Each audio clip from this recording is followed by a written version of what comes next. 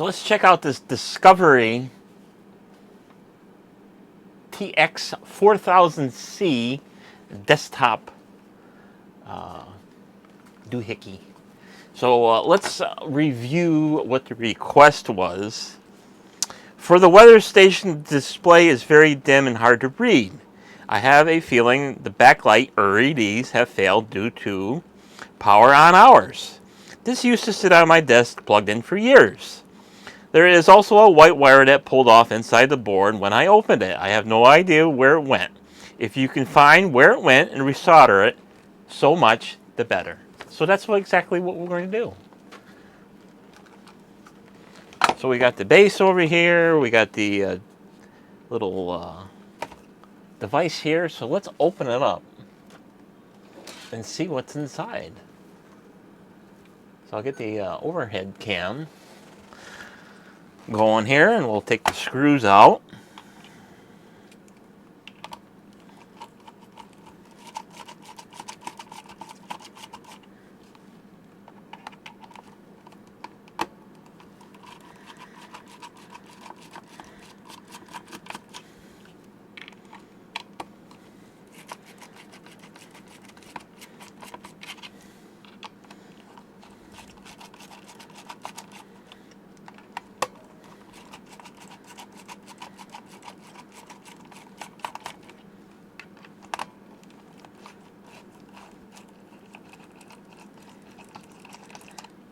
Okay, so that should be for the screws. Get them to come out. Sometimes they don't like to come out, but we'll get them out.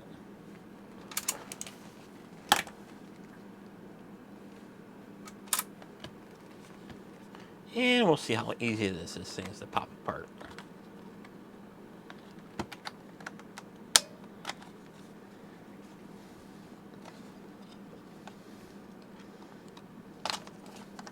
Okay.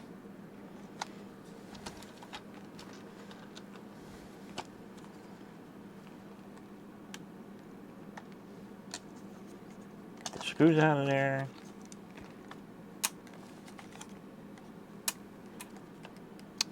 So he says there's a wire hanging out in here. And I see a green one that's floating around. There's a green one, and there's the white one. Okay. So it looks like they both went to a little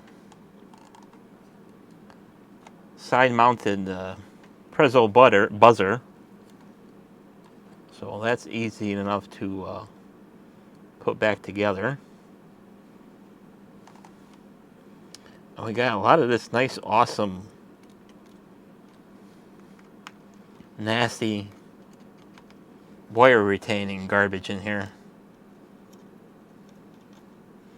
So usually if this is the bad stuff, this stuff has a tendency to make short circuits and crazy stuff happening. So probably what I'll do is try to clean that off when I'm done playing around. So luckily part of this hot glue had some evidence of where it was, so it's kind of got like a little witness mark of where it was. So more than likely it was on there in that little cutout here. So that's easy enough to figure out where that went. So the white one went in the center, and this green one went on the outside, more than likely. So that's good. That's easy. That's an easy enough fix. So now the next thing is I need to make some room here.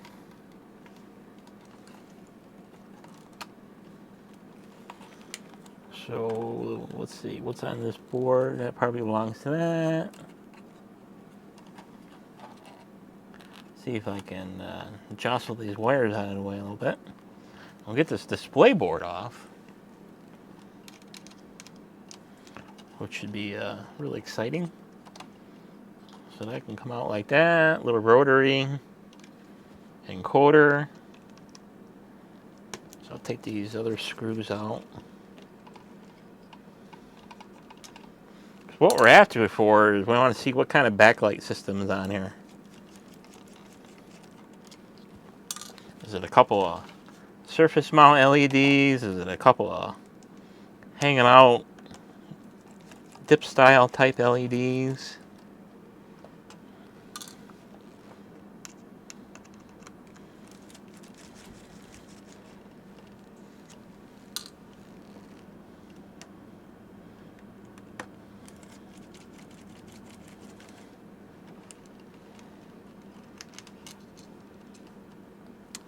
So this thing is 2005 era, or at least when this board was made.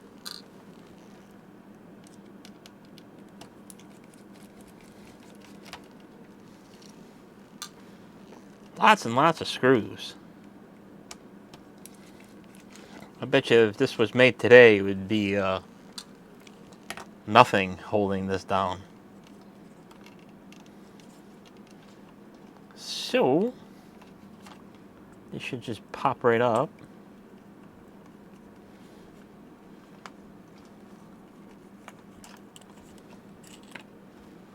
To reveal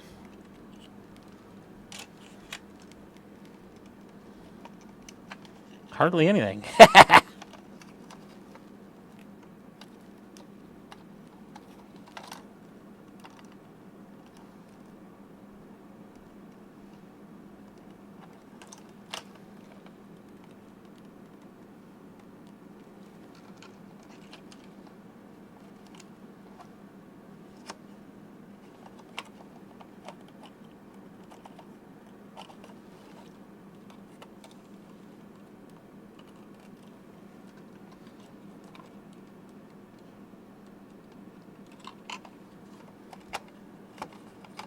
That's fantastic. Now what holds that on?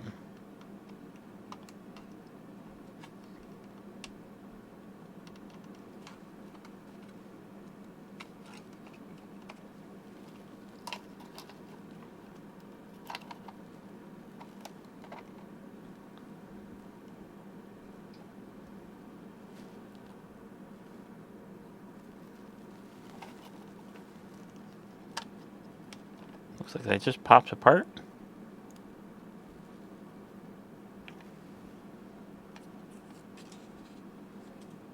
Okay.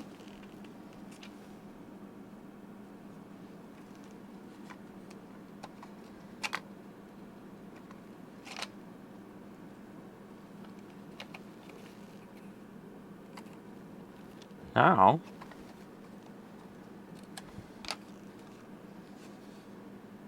what kind of backlight is this thing got?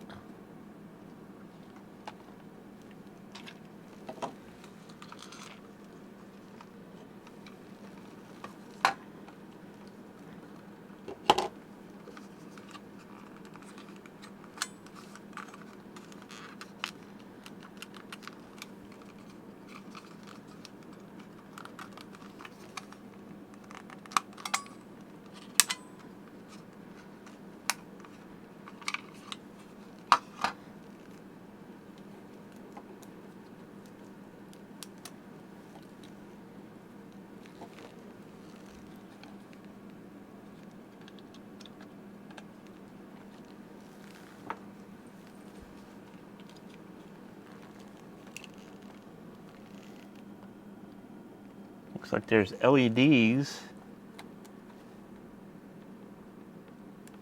on the underside of this.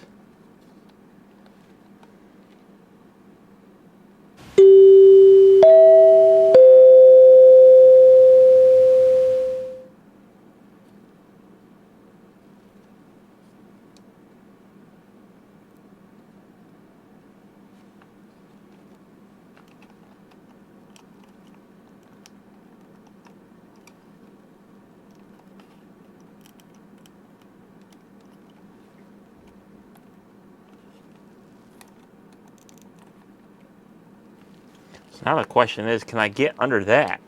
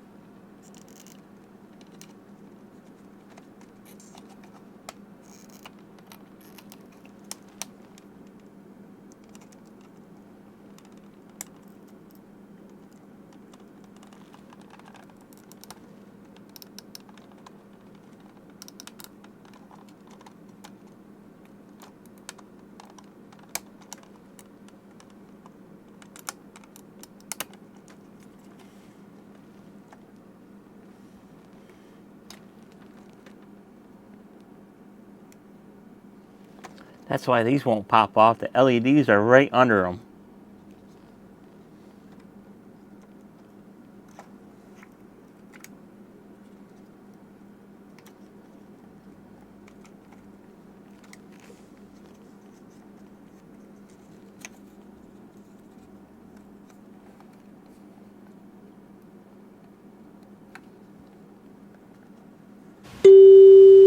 All the LEDs, there's an LED here, here, here, and here. So there's 6 of them.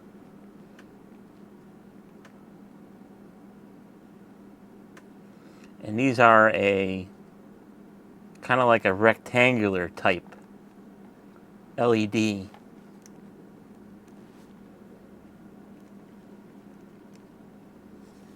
So I don't know how well this will focus in on that, but you can see right here there's one there and there's one there, and these are they're like a 3mm rectangular or flat type LED. Got one there. These are the 2 that light up the bar graph, and these are the general backlighting. So that's an interesting design and an interesting way to put them in there.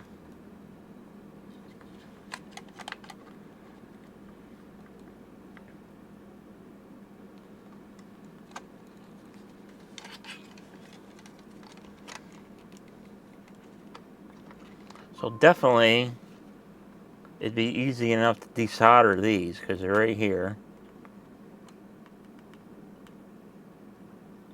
And then the same thing up here. So they're a through-hole type LED that also holds down these plastic pieces.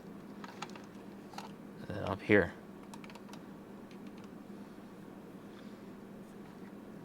So I'll have to research and see if I can find that type of LED. So we'll light this back up and see how dim they are.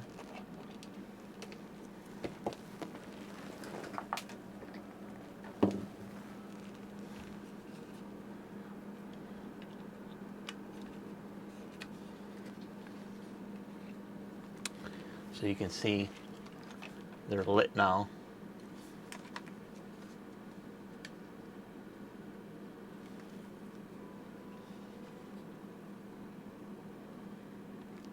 So when I look at them directly, at them, they're not like dazzling you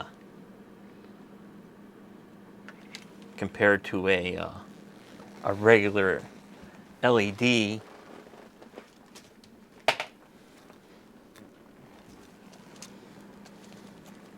So if I take a regular LED here,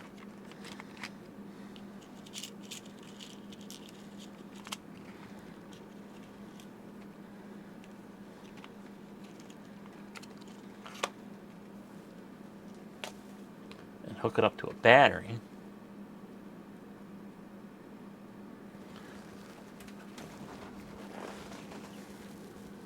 so if you look real close, so a 3-volt LED compared to these guys. Let's see if I can get them compared. Yeah, you can tell there's a big difference.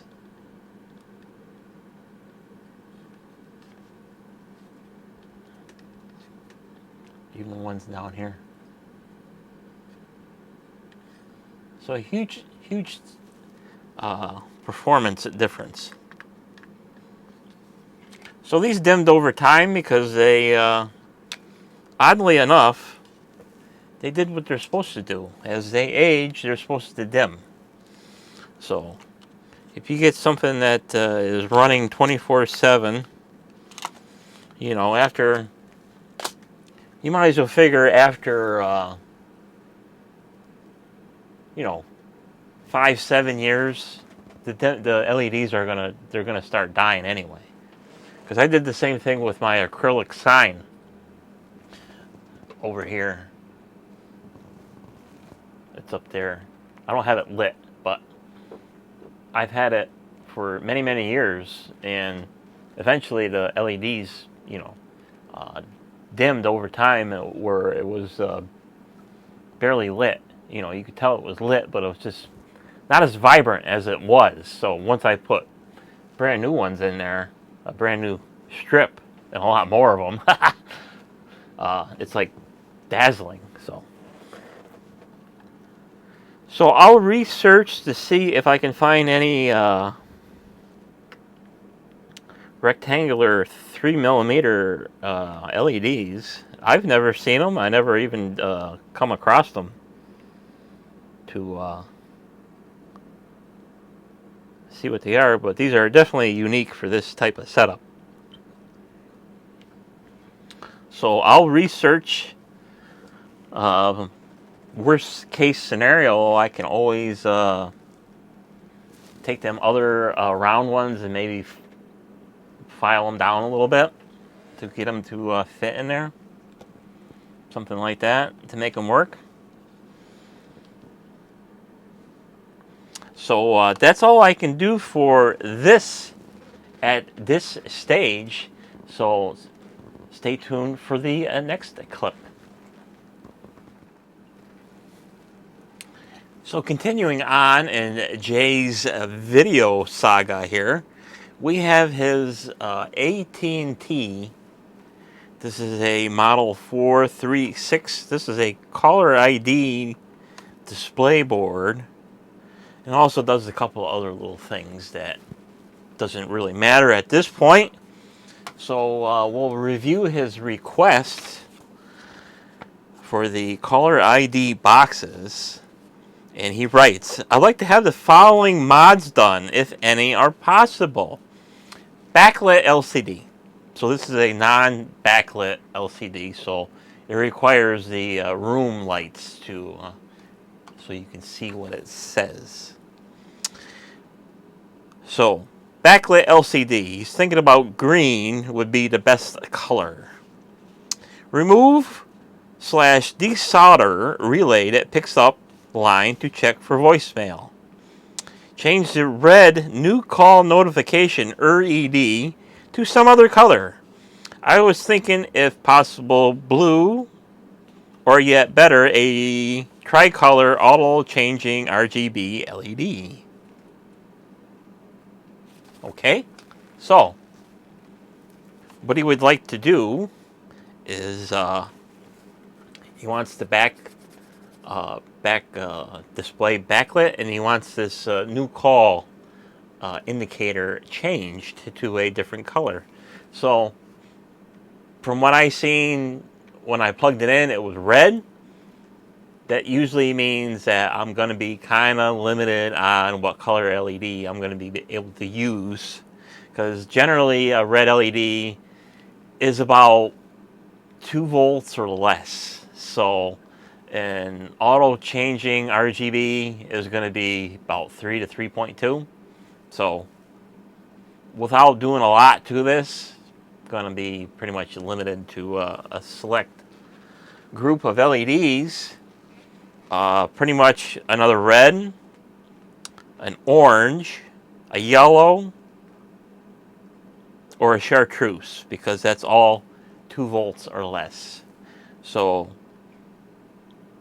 I know that the RGBs are 3 volts, the greens are 3.2 volts, blues are definitely 3.2 volts, the whites are 3.2 volts, pinks, purples are all 3 volt LEDs. So, not trying to, do a lot with these things, basically whatever I got without having to put a lot of money into these things.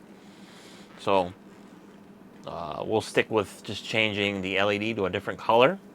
Maybe we'll check out see what that chartreuse looks like, or orange or whatever. I think I did email him about this, and he, either orange or if the chartreuse is bright enough, go for that color. So let's rip this apart, and we'll see what's inside.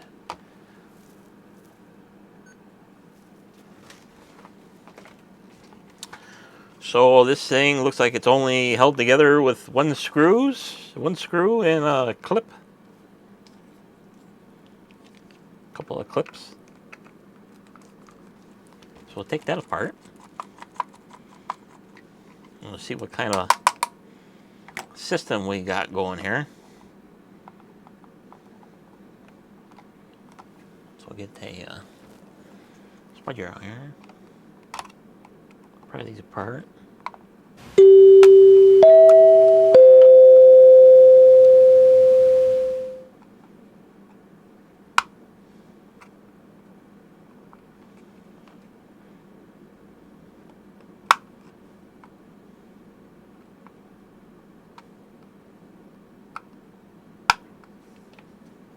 Okay. So now we're a little closer to our prize. We got our display board here with some schmutz on it.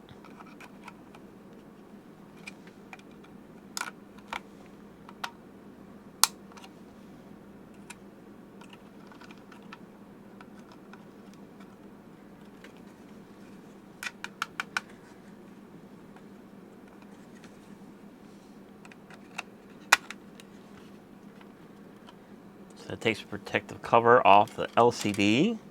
This one's a little knackered. Don't know why. Probably from age. And we got our back cover. So, looking at this thing, I'll get you in a little closer.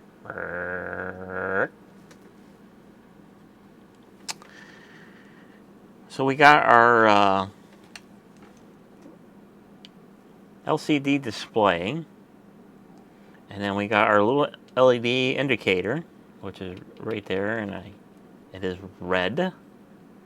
And then the other part of this little doohickey here is we're going to try to take this 9-volt relay out, because I guess the complaint is that this thing has the capability of picking up while you, the human, are trying to pick up at the same time, and it can drop a call and stuff like that.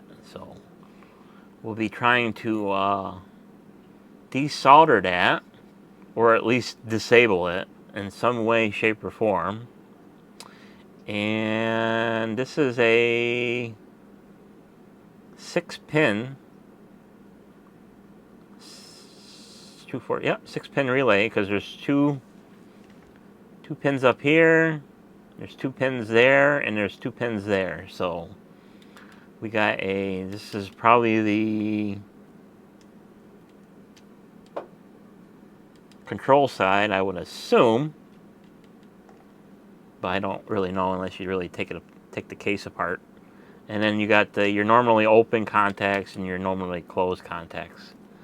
So unfortunately, I'll have to take this silver bezel off, so I can get to the, because I can get to these pins and I can get to these pins, but these two under here are underneath this display hold down.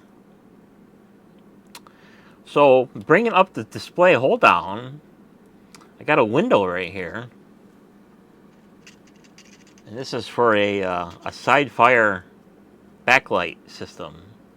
Not the greatest design in the world, but something is better than nothing. So what I was thinking was, I got some of these, of course he wanted the display in green, but I do not have green LEDs. I got green LEDs for the info globes, but they are so tiny. So I got these little guys. These little 3528s, and these are a 3-volt LED, and these are the wannabe. These actually are a very nice teal color, kind of like the UVC, the fake UVC colors. So if you can see that, and actually I can actually demonstrate the color here. So I'll get my little LED tester here.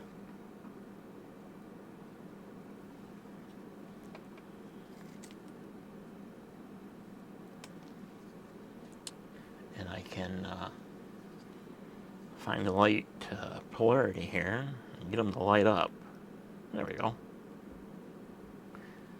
So on camera, he looks kind of like a white blue, but in to me, it looks like a fake UVC.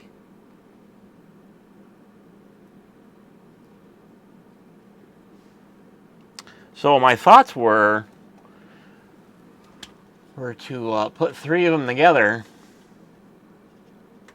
and then hook them directly to the 9-volt source here. So we'll run a couple of little wires which are on the board here. Some way, shape, or form, tap into them, and then run 3 of these little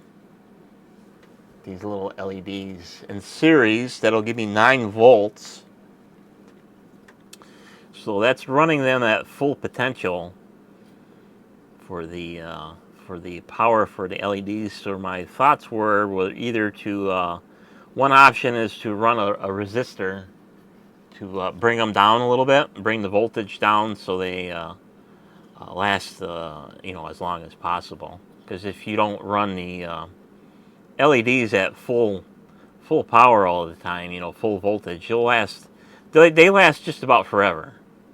I mean, especially if you're not driving them hard. So my first thought was either to take the 9 volts and maybe knock it down to about 8 volts or something like that, or make up a voltage divider and then do this pretty much the same thing as take the 9 volts or whatever the wall wart is putting out at the time and then bring it down to about 8 volts. So his other thing for these things was to run them, change the color of the LED to a different color, because right now they're very dim red. So we can do that. We can change the LED on here. So we'll plug this in to 9 volts. And he's very dim, especially on camera. Let's see if I can bring you in a little bit more. If it'll focus. I don't think it will focus that far. Nah. That's about the end of it.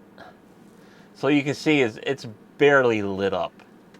And when I look at it by eye, it's like, is it even on? The camera makes it look brighter than it really is, but it's really not. So we can see that this side, it's got that typical LCD bleed over. So, like I said, these LEDs run very, very low voltage, hardly anything at all. So we can measure what we got for available voltage, which ain't going to be much because it is a red LED. So I'll use my little meter here. That likes to talk. And we got our voltage here. So we'll put one here, one here. 1.642 volt. So we got about 1.6 volts, which is not a lot of power. So if we run it off the main ground here, let's see if we got any more voltage. So we got about 1.9 volts, from one side to the other. But this little LED is also most likely controlled by one of these. There's a little microcontroller here for that little LED to come on when there is a new message. So other than that, I really don't see any other microcontrollers on here, unless there's one underneath the display that runs the works here. So what we can do here is see if there's anything interesting with some various LEDs that we can get to work here.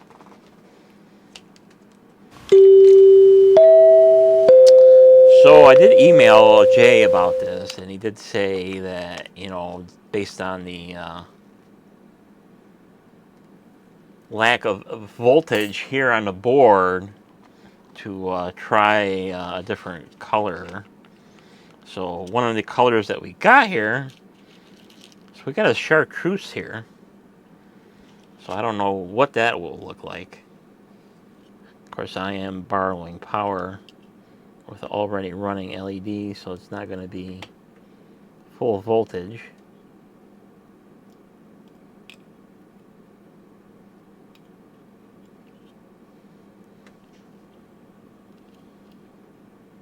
So it's probably not going to light just because there ain't enough power to run it.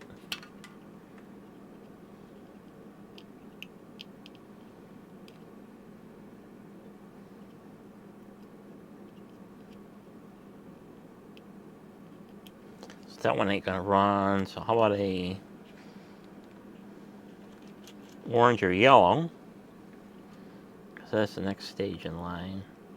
Might not get any of these to light because there's not enough voltage to run them. Yeah, they barely light, just a little flicker. So more than likely I'll have to take that LED off and then experiment from there.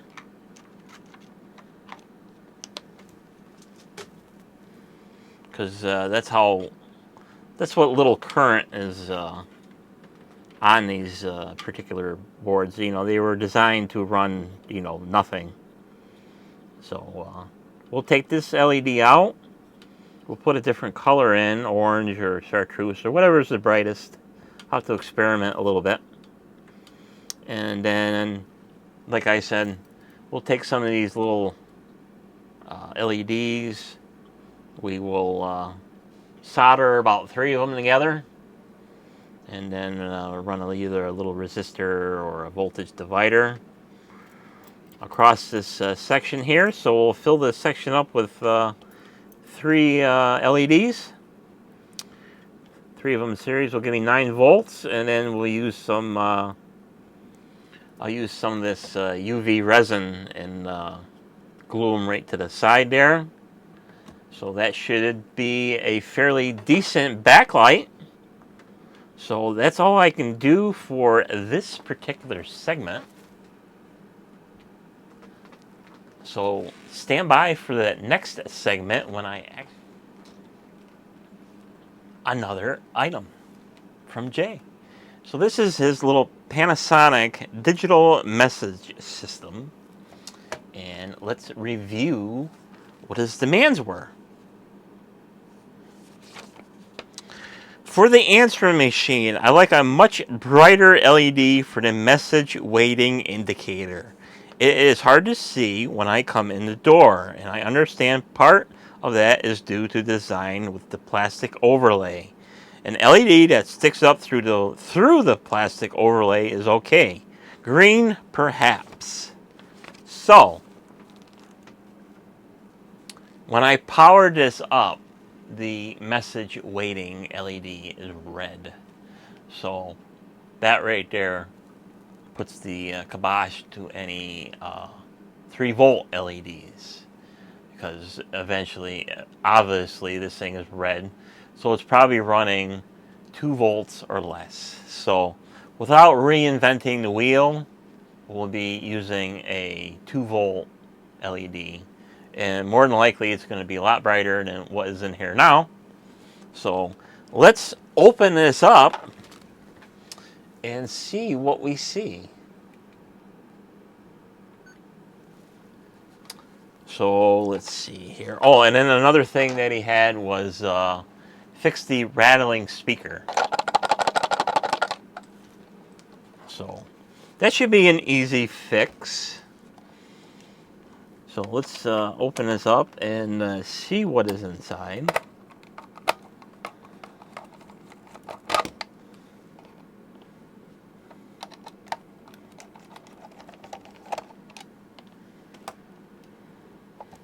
see what we got going on in here. I see the speaker flopping around.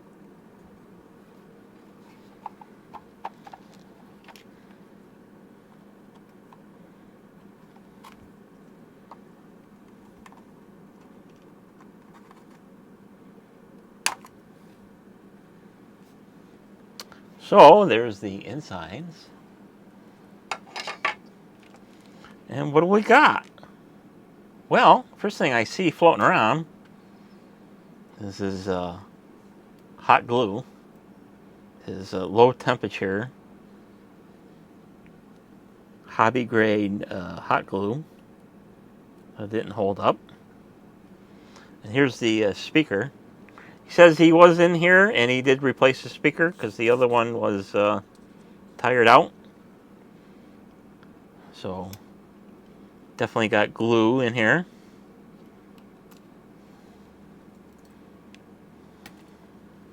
So we'll have to put that back down. So since he was in here, I have no idea if this was the original way that this was placed in here. Since this is a replacement speaker. But to me, based on what I see, it looks like there was almost a bracket that went around this speaker, or maybe it was an idea that was never put into production. So what we'll do is we will pretty much re-glue this in here. And then from what I see, and it looks like there's plenty of room to we'll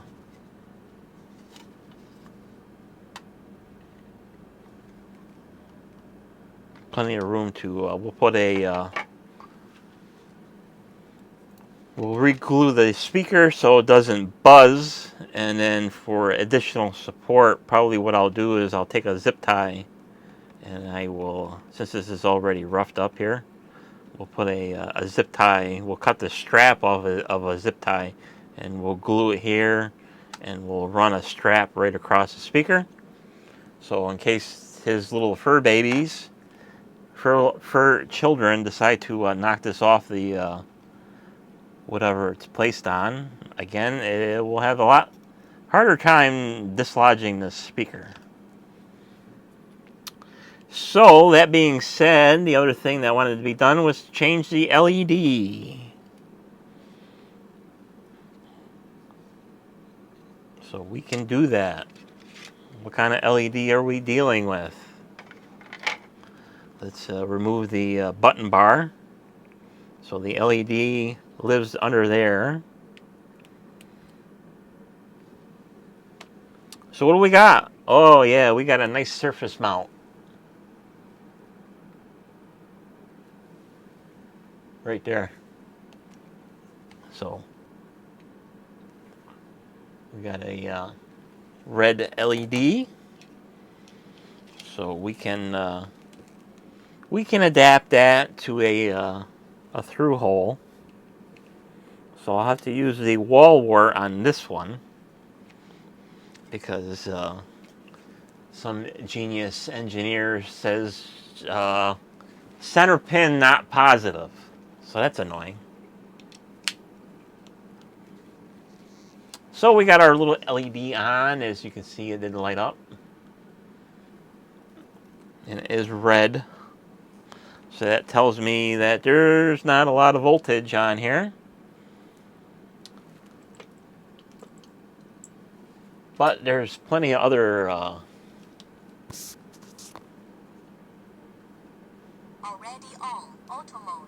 plenty of other colors we can use to replace it with.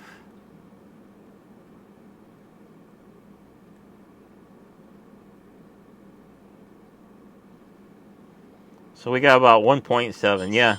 1.710 volt. So we got, you know, under 2 volts. So it's not like we got a 3 volt rail in there. But what we can do is adapt this for a through hole. So what I'll do is just take a regular through hole LED. He did request a orange one, and then have it stand up off the board through the little plastic overlay here. So we'll chop that out and then have it come up through. We'll remove this and have it come up through here on top of the board. Well, actually, I'll have it up through. So I'll drill a little hole through this plastic and then have a little 3mm LED pop up through the middle so that he can see it through the door. So we'll take any random LED in here, give you a little demonstration.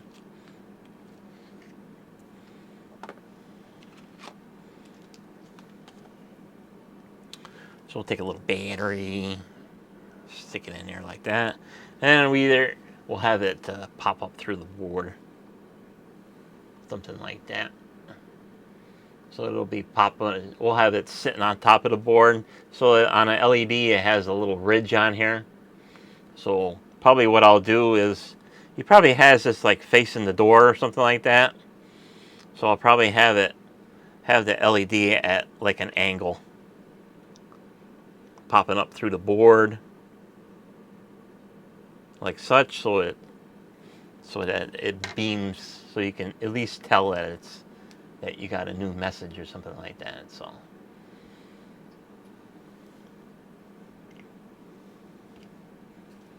So we'll take care of that little project. So this will be an easy project to get accomplished. So we'll pause here for this segment, and I'll be back for the official repair and mod. Another one of Jay's items are here. So this is his little China. This is one of them acrylic desk ornaments with a little clock built into the base. Base. And it's USB powered for the lamp, but it's battery powered for the clock. So that's kind of an oddity. So let's review of what Jay said. And he writes, for the China light up thing they sent me. It says, for the China light up thing, they sent that to me. And the micro USB power on the back of it was knackered when I got it. I had to use something to hold the plug in a certain way for the video. When I emailed China about it, they wouldn't replace it and said, we'll take care of you next time. And obviously, there hasn't been a next time. It's also got a clock, but it's a fail since it runs on 2 AAA batteries when you're plugging USB in anyway. Possible to make the clock run off USB, potentially with a keep alive battery such as a CR2032 when disconnected. Okay, so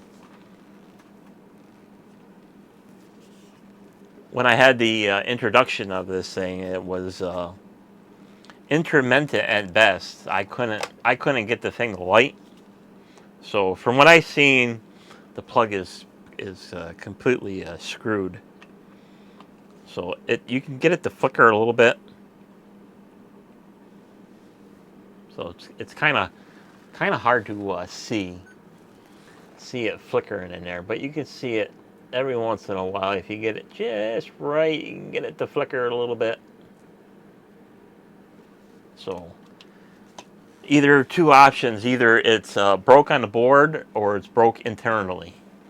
Sometimes that little tang because inside a little micro USB, there's a little tang in there with all the connections. So if that gets broke, obviously it's not going to light.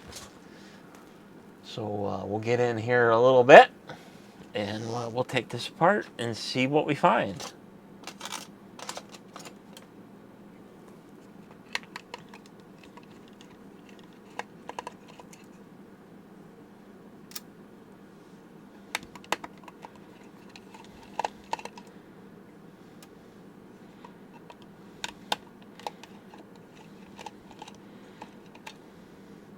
So this is one of them weird items that you need two power sources for it. And it's like, what the hell was China thinking when they made this thing?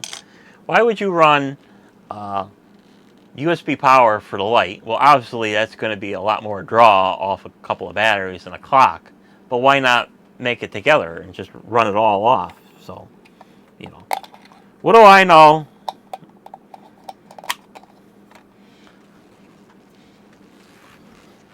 So, just to demonstrate that the clock does work, we'll plug in some batteries. And there's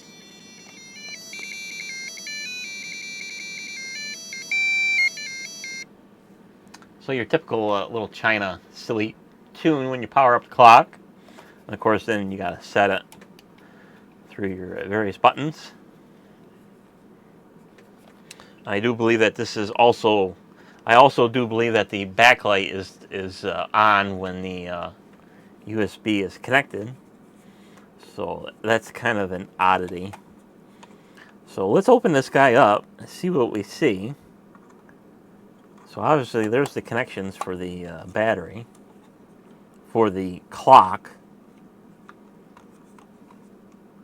And there's the display. So there is the, this is the backlight part.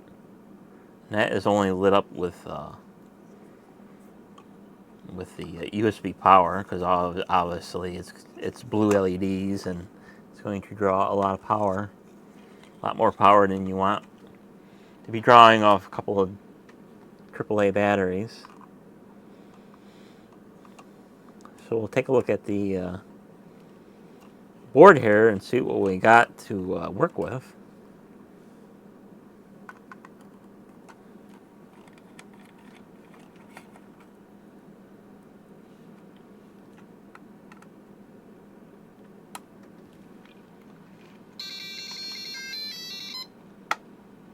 Of course, we'll have to unplug the batteries because hitting random buttons will make it go crazy.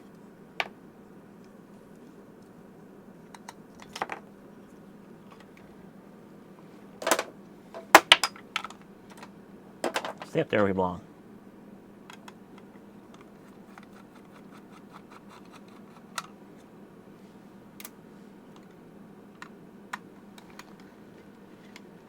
So now that I got the overhead cam, I got to remember to stay in frame. Unless I widen it out. But then you can't see nothing.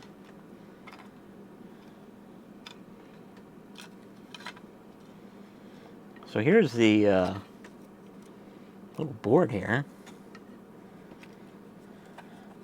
So we'll take these two screws out so we can have more room for fun.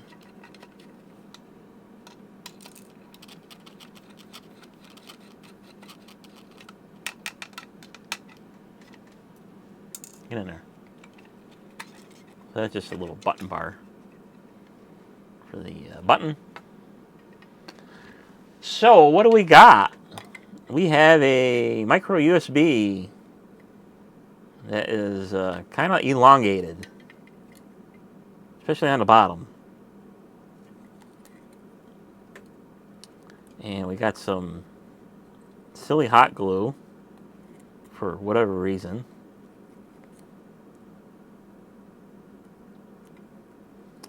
So since this is all small stuff, further inspection we'll have to wait for the microscope to come out, because even if I had to replace this, I'd have to have it I'd have to do it underneath the microscope anyway. But all we're dealing with is power and ground. But one of the requests was to have the clock run off of USB power. So on the board here, we'll have to probe around when I get it working, because right now it does not work. Floating around in here, we'll see if there's a spot where there is power, the 5-volt power, and a ground, so we can follow the traces here. And it looks like this looks like a ground plane right here running up through. So that could be the main ground. Of course, we can always test it to see what it's doing, or what we got to play with. Already on auto mode. DC voltage, AC voltage, capacitance, diode, measurement, temperature, auto mode, DC voltage, AC voltage, capacitance, diode, measurement. Okay, so based on what I see, we got a ground here. Looks like a ground. So we got a ground here. So we'll put ground on there. And do we got buzzing? Yep. We got any other ground planes around here? No.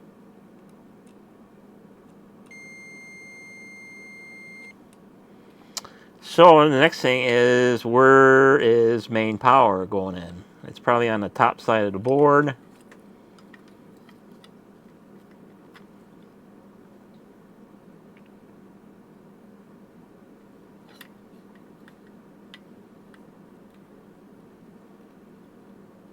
Of course, you really can't tell where the power is.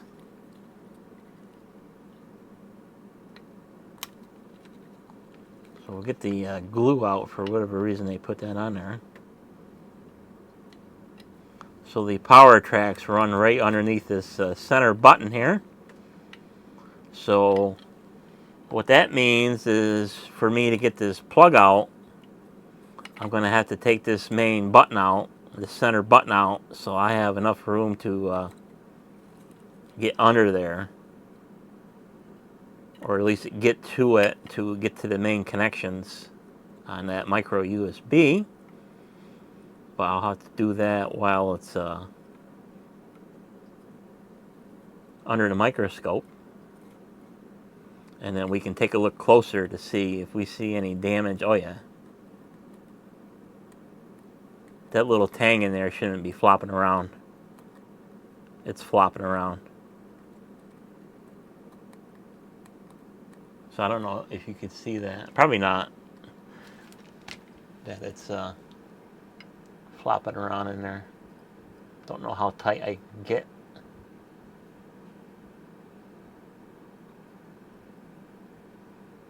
That's about as tight as I can get it.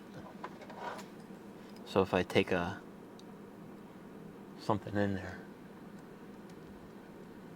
see how easy that it is flopping around in there?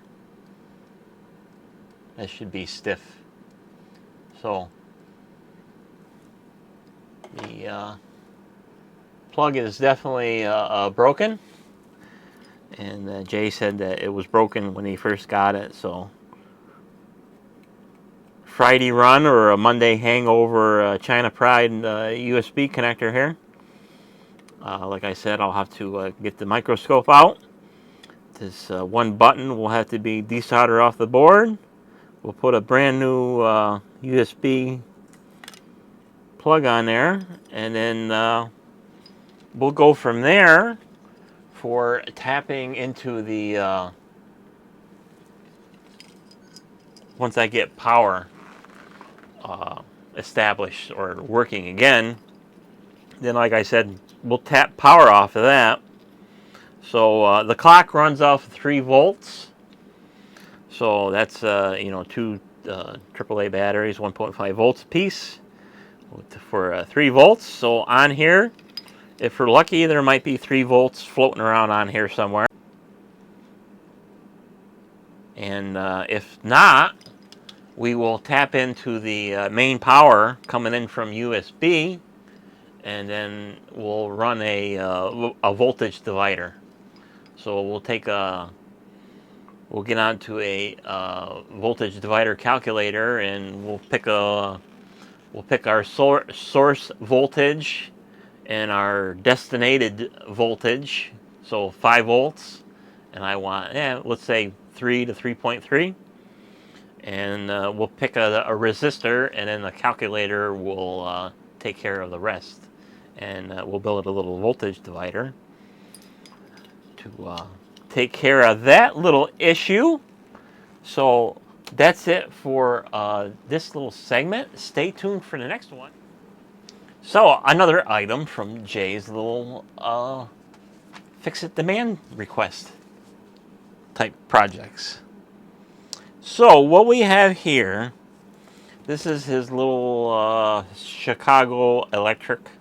It's a 4.8 volt screwdriver. And he says from day one, it never held the charge for more than a day. So it's got bad batteries. And he also says that the little LED light on here does not work. So I did verify that it does not hold charge for very long. So he writes, for the electric screwdriver, it doesn't hold a charge for more than a day. And it never really did. And the stupid white LED light with yellow switch doesn't seem to work anymore. If the LED can be replaced or the switch fixed, that would be great. As for charging, it is perhaps a lithium battery mod possible. Absolutely. I'm thinking not, as it is a 4.8 volt screwdriver. It is likely has 4 1.2 volt NiCads, and a typical 18650, for example, is 3.6 volts, 3.7 volts. But when they're fully charged, they're about 4.2. I'm thinking 7.2 volts would blow it up. Yep.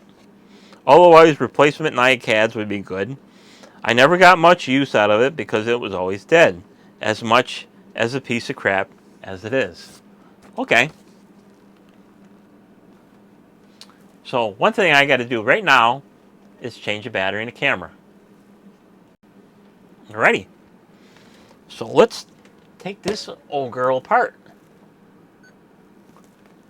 So it's got a bunch of screws on here. So we'll take them apart. So we'll take this one apart.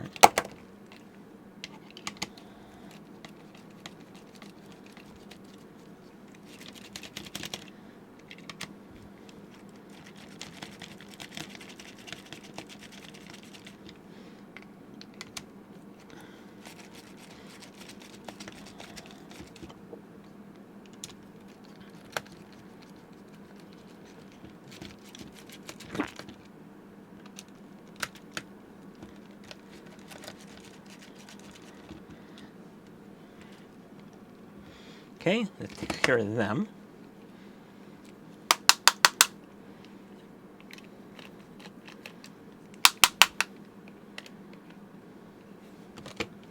Get them off to the side. Then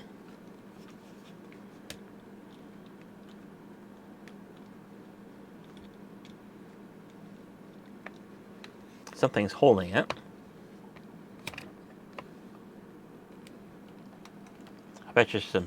I bet you there's some hidden screws underneath the sticker.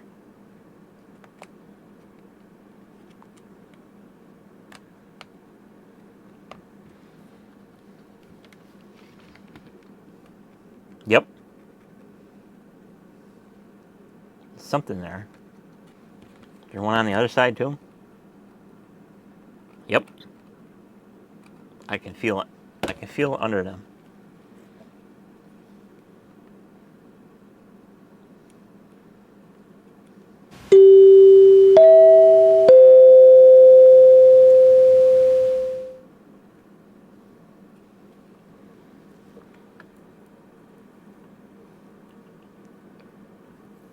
Yep, there he is. Little buggers.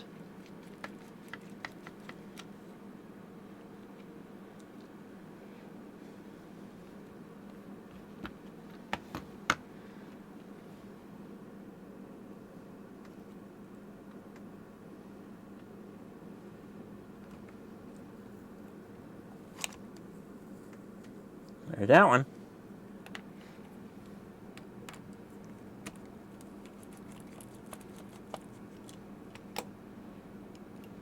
So now you should fall right apart.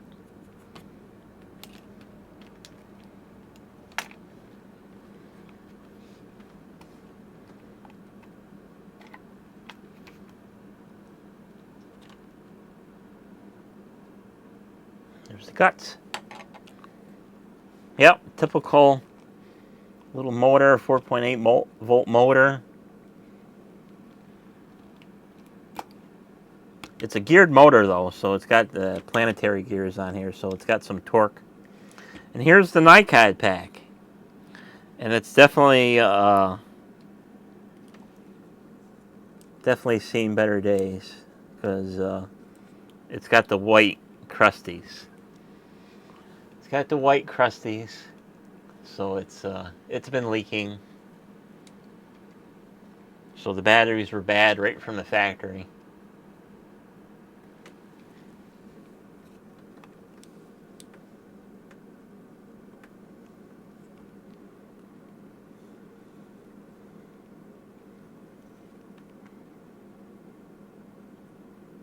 Okay, so battery pack.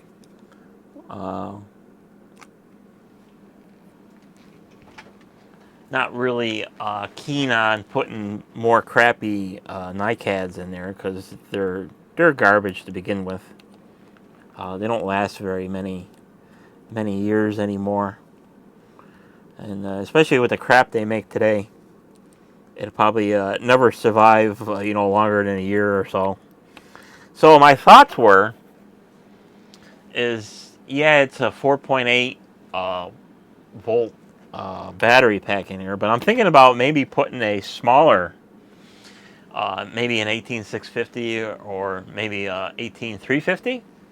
So we got to look for the size here, and here's an 18650. So if we say that that's all the way ahead, we put an 18650 in there, yeah, it's kind of tight. So definitely an 18650 is not going to fit. But I do have some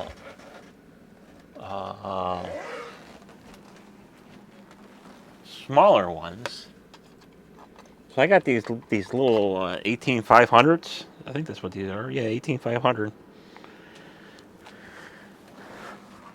18500 or 18350, it really doesn't really matter, because we just wanted to get it to fit, and that's about the, an 18500 is about the same size as a NiCad pack, but a 350 will also work in here. But this is not a new battery. I do have new ones. They're in here somewhere. So we'll get one of them out, and that'll be a perfect replacement for this. So the only other concern was the voltage difference between the two voltages. It's really not a huge deal, but this motor will definitely be able to pull more amperage with less voltage sag with an 350 compared to these four AA NiCad pack here. So you know, these are probably the lowest grade cells that you can get. Probably anything other than this would be a lot better. So with that being said, being that we are going to convert this over to lithium ion, we'll have to put a little charge board in here. So we can put a little charge board in here along with this. So we can pull this out, push him off to the side. So we can put something like that in there. We can even put him on the top here. And of course we'll have to have a charge board on here, so your typical TP4056 would work. I have no idea how many amps that this little bugger would actually try to take out. If it was working, we could test it, but it's not really working, so we can just assume that it of course a lot of these little batteries, they're some of them are rated for 5 amps and some of them are rated for 10 amps. So this is a solar type little battery, so it's definitely not up to snuff. So I do have some Keep Powers 18350s that we'll stick in here. Maybe we'll experiment with that. Maybe we can put a little booster in here. Maybe boost them up to like 5 volts. So I got little, of course these are really heavy duty booster packs. I don't even know if it'll fit. Because the boost converters, you really don't have much of a choice. You either get like 2 amp ones or 5 amp ones, and these are 5 amps. But I don't think it will fit in there. I don't think there's enough room to get that in there. Maybe.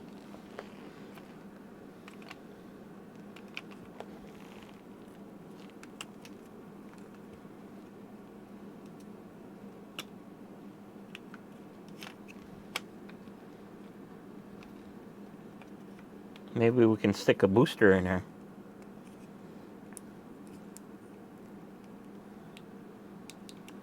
So, since the battery pack is shot, I'm going to take that out.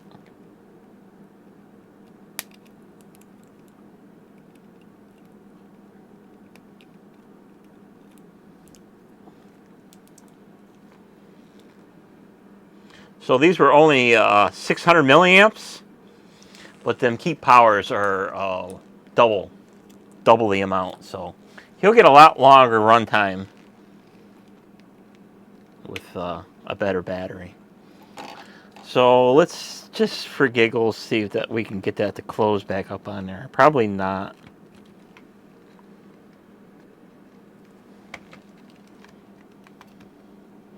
I probably could whittle away the little plastic dongers in here on both sides, and it'll probably give me enough room.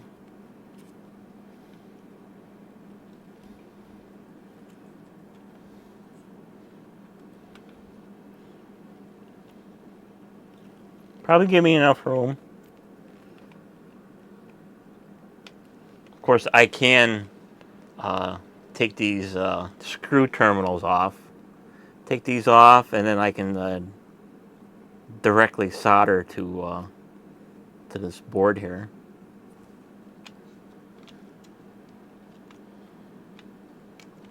Have something like that, and then of course a little TP056.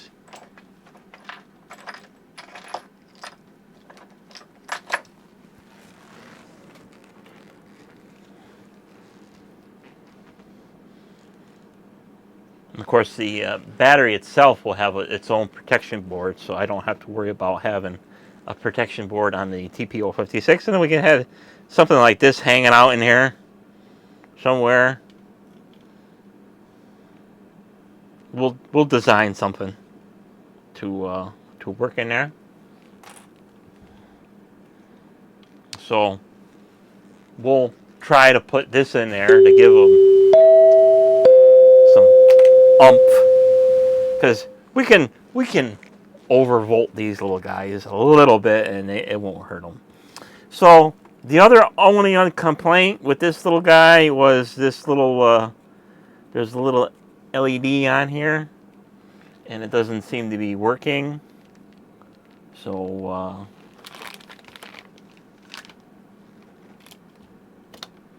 we'll see if we can pluck him out of there.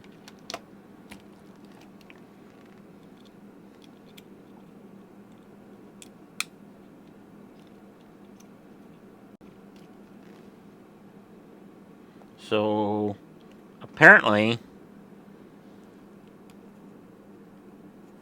I don't know how this little guy is wired in here. Looks like he's wired to this dongle. Actually, no, he's not. So probably a lot of this garbage in here can be eliminated, because this is just a charge indicator for the when the battery pack is full or charging or something like that. So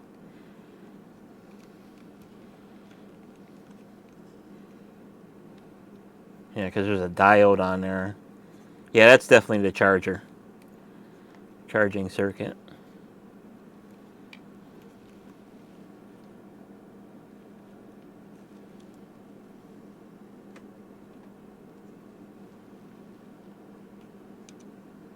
Yep. So this garbage can be eliminated, and then we can take our plug here, since this is going to be a lithium powered here.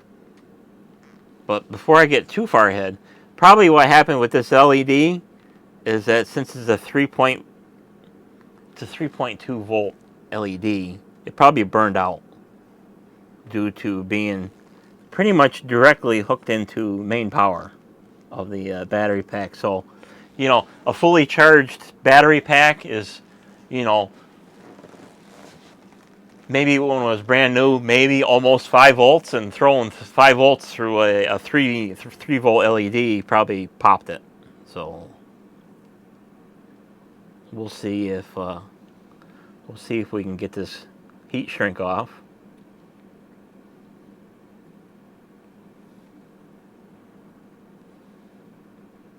And then we can test it to see if it works.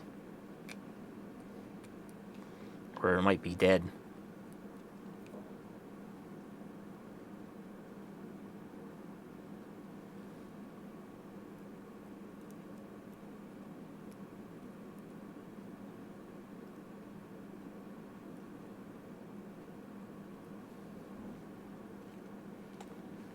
So we got our little LED tester here, so we'll see if he lights up or not.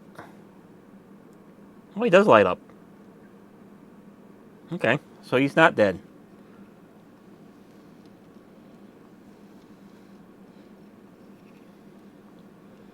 So, that being said, since he's not dead, why doesn't the the LED work? Take this off? Yeah, absolutely. So he comes around here and ends over there. There is a resistor here.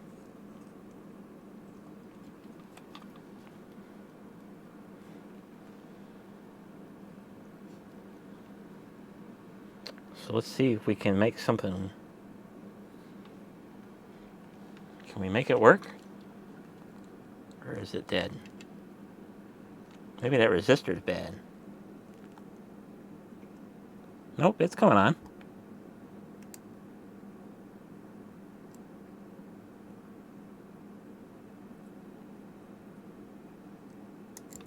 It did come on.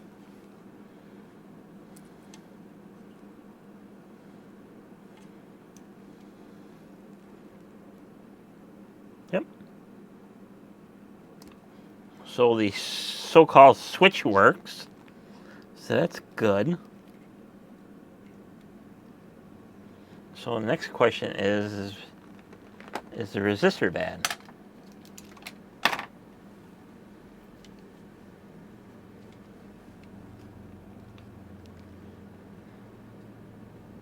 Already on. Auto mode. DC volt, AC volt, capacitance, diode, measurement.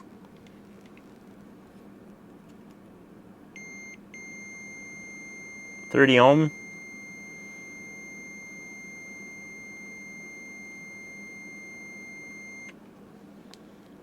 $30 ohms, so that's not bad. So why is there no power?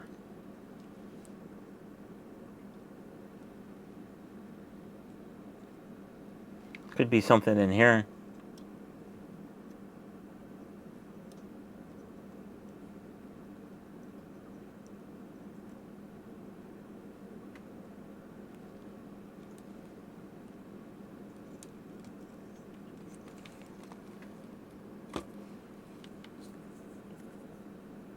So I got ground. So LED is grounded, is got the resistor on the ground side. So bing bang there. So are the tracks good? That works. How about this side? That works. That works. So there should be no reason why it don't work. So we'll have to get this up and running again Is about to enter steady state. to see if we can get the LED to work. But we have to get power to it. So that'll be in the next segment. So stand by for that.